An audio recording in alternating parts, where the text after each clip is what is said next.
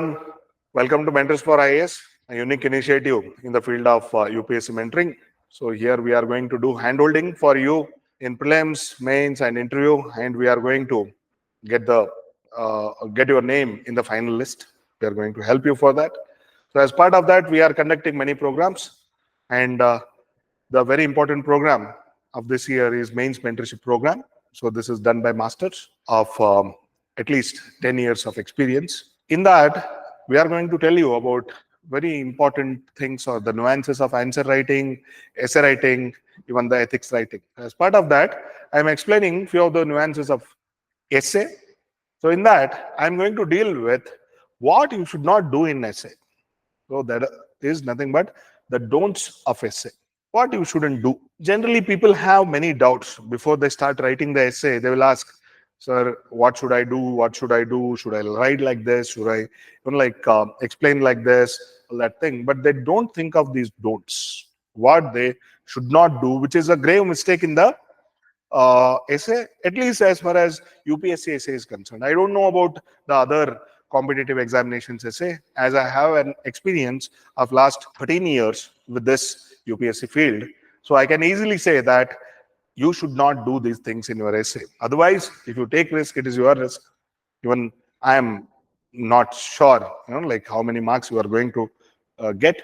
But over the period of time, like we have seen the copies which have done these don'ts and got lesser marks, and which have not done these don'ts and got higher marks. And that is what the point of conclusion of ours also.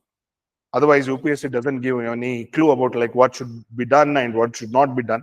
We have certain like guidelines for answer writing and ethics writing or even the essay writing. So from there, we are trying to draw these cues and help the students. So what you should not do, illustrations, especially the block diagrams, flow charts, some diagrams, so you should not do.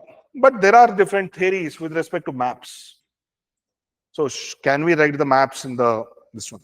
So there are different schools of thought here. They say that when it comes to the international relation essays and the geography essays, it will be very helpful if we write the maps.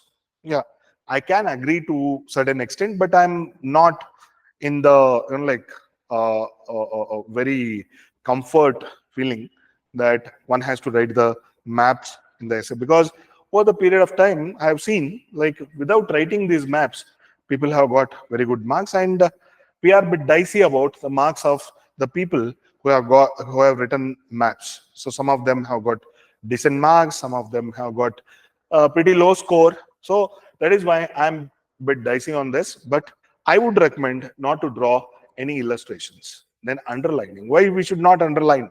This is unlike GS. In GS, we tell to do underline, because there the evaluator has to check around 20 questions in span of 20-30 minutes.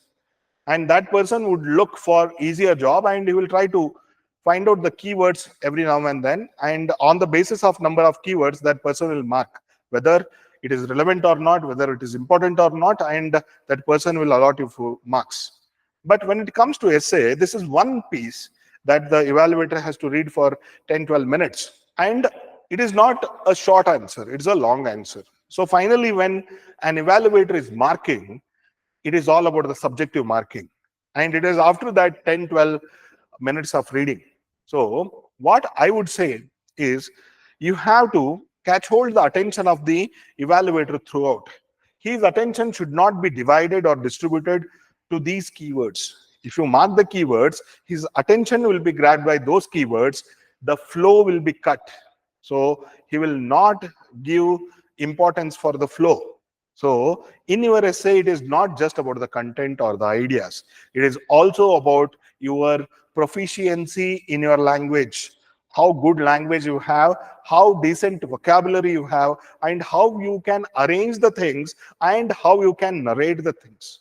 So all those things will be understood only when your essay is read in totality, not in a bits and pieces. So that is why if you underline, it will catch the attention of the evaluator, and your essay would look like, like a long answer, which will be having some, let's say 30-40 keywords. So that is not going to get you the marks. So that's why you try to avoid this underlining. Don't draw these underlinings. Let the evaluator go through your sentence construction, your vocabulary, your feelings, your choice of words, and also let the evaluator check what kind of personality are you having, and let that person mark. And two smaller paragraphs, again it will become like a short answer. Two big paragraphs, it will become like a research paper. Don't do that. Ideal size of a paragraph should be around 80 to 100 words. That's around 8 to 10 lines, not 8 to 10 lines. If you consider the width of the paper, let's say around 10 to 12 lines. 10 to 12 lines you can write. So basically 80 to 100 words is the ideal size of the paragraph. And bullets, don't write in bullets. A, B, C, D, or marking like this, writing a heading and marking like this is completely discouraged.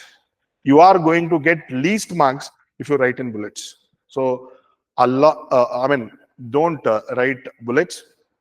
Avoid those things. From the word one to the last word, it has to be a literary piece.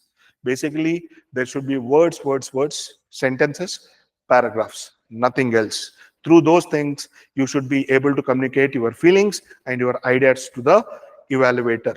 So, along with these don'ts, we have done many sessions on the do's also, like how you have to write the introduction, conclusion, thesis statement, how you have to brainstorm, all that thing we have discussed. So we wish you all the best. Stay tuned with us for your examination need, be it prelims, mains, or interview. So this is the initiative as part of our mains mentorship program, so which is meant for 2024 mains. Thank you very much.